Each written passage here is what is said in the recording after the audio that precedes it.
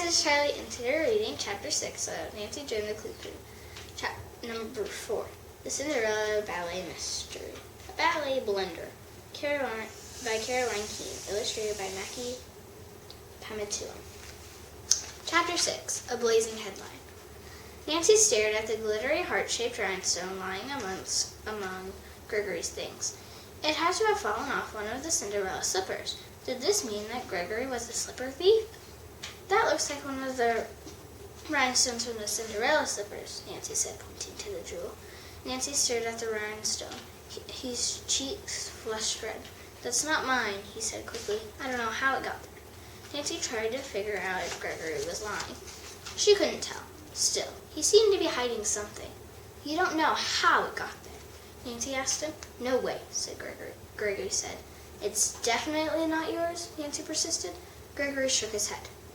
Nancy picked up the rhinestone. Can I have it then? Sure, Gregory said with a shrug. I don't want it. Scruffy nuzzled his nose in Nancy's hand and sniffed the rhinestone. He began barking loudly. What's the matter, boy? Nancy asked him.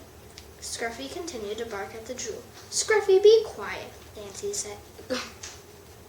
Scruffy, be quiet, Gregory said. He picked up one of his dirty socks and threw it across the floor. Fetch, Scruffy, he ordered. Just then, Nancy got an idea. While Gregory watched Scruffy fetch his sock, she leaned over and peeked into his dance bag.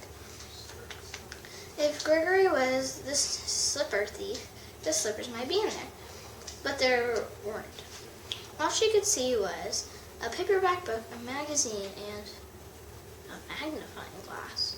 Magnifying glass? Nancy frowned. What was Gregory doing with that? Scruffy had finally stopped barking and was chewing vigorously on Gregory's sock. Nancy turned to Gregory with a smile. So why are you carrying a magnifying glass in your dance bag? She asked him. Gregory started. Hey, what are you doing looking in my bag? He demanded. It was open and I just happened to, Nancy began. Gregory picked up his belongings and threw them into his bag. You should stop poking around in other people's stuff, he said gruffly. After that, he grabbed his bag and headed to the bray. That night, the Clue Crew met at Nancy's house to go over their case. Nancy and Bess sat cross-legged on Nancy's bed while George sat at Nancy's desk. We have 2 new clues, Nancy announced. She held out the heart-shaped rhinestone and the piece of paper that said Tally 35. Bess and George studied them carefully. What does tally mean? Bess mused. Did somebody misspell the word tail? As in the doggy tail? Maybe it's in code, George suggested. I wondered about that too, Nancy said. In any case, I think it's definitely a clue because the letters are just like the fancy letters on the slipper shoebox. George typed all of this onto Nancy's computer. I know, she said suddenly. Why don't I do a search for the word tally on the internet? That's an awesome idea, Nancy said eagerly. George got on the internet and typed a series of commands. After a moment, she glanced up on the computer. It's a French word pronounced like tie. I'm sorry, guys, I was pronouncing it wrong. It's tie, not tally. Tally, she announced. It means size. Size? So tie 35 means size 35? I've never heard of a size 35, Nancy said. Me neither, George said. It sounds really, really big. George entered this new information into the computer. As she typed, Bess took the rhinestone from Nancy and examined it closely. It's so pretty, Bess said. Then she frowned. If Gregory stole the Cinderella slippers and put them in his dance bag, the rhinestone could have fallen off one of the slippers. Or someone could have planted the rhinestones there to make him look guilty, Nancy pointed out. George looked up from the computer. We have 3 clues now. The beret, the piece of paper with tie 35 or size 35 on it, and the rhinestone heart. She reminded the other members of the Clue Crew, the beret doesn't exactly fit with Gregory being the thief. That's true, Nancy agreed. Although Gregory sure owns a lot of weird stuff. Today I saw a magnifying glass in his dance bag.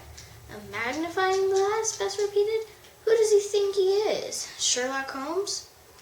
Just then a bell like ting sounded on Nancy's computer. George peered at the screen. Andrea is instant messaging us, she announced. What did she say? Nancy asked, leaning over. She says, check out Deidre's website right away, George read. Deidre's website, Bess repeated, looking confused. George typed in the address for the Dishing with Deidre site. Nancy and Bess got up from the bed and gathered with George. The homepage of Dishing with Deidre filled Nancy's computer screen. Across the top of it was the blazing headline of Who Stole Cinderella's Shoes? What? Bess burst out.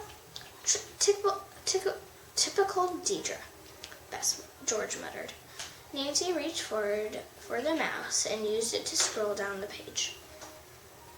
Deidre had written a late-breaking story about the theft of the Cinderella slippers from Tim McGuire's dance studio.